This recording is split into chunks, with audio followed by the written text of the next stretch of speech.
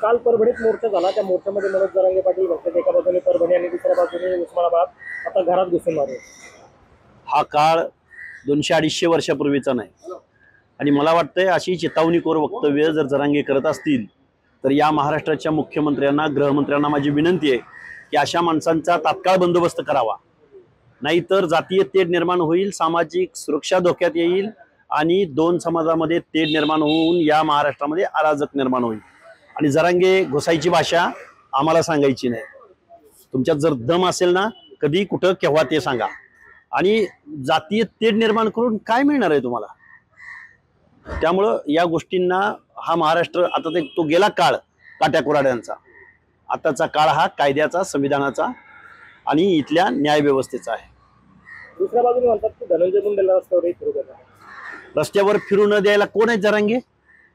जरांगे गुंड आहेत? जरांगे कोण SP आहेत कोण जरांगे? कायदा यांच्या मालकीच आहे का? त्यामुळं असल्या चिथावणीखोर आणि असल्या धमक्या जरांगे कोणाला तरी तिकडे द्या, अशा धमक्या या महाराष्ट्रामध्ये खूप लोकांच्या धमक्या बघितलेल्या आहेत. दुसरीकडे बीड जिल्ह्यातलं सगळं वातावरण पाहता अधिकाऱ्यांच्या जातीवरून सुद्धा टिप्पणी केली जाते.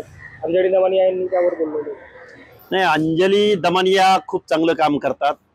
बिचाऱ्यांच्या कामाला त्यांच्याबरोबर कुणाच्या कामाची त्यांची तुलना कुणाबरोबरच होऊ शकत नाही.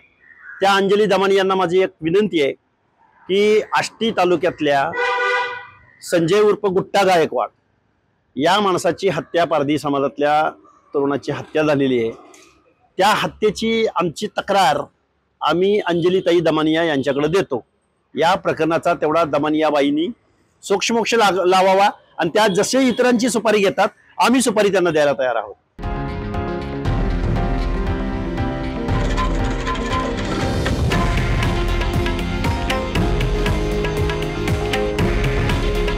हे आहे देशातील नंबर 1 न्यूज नेटवर्क आणि आपण पाहत आहात TV9 मराठी. काळजी तुमची, हित महाराष्ट्राचं.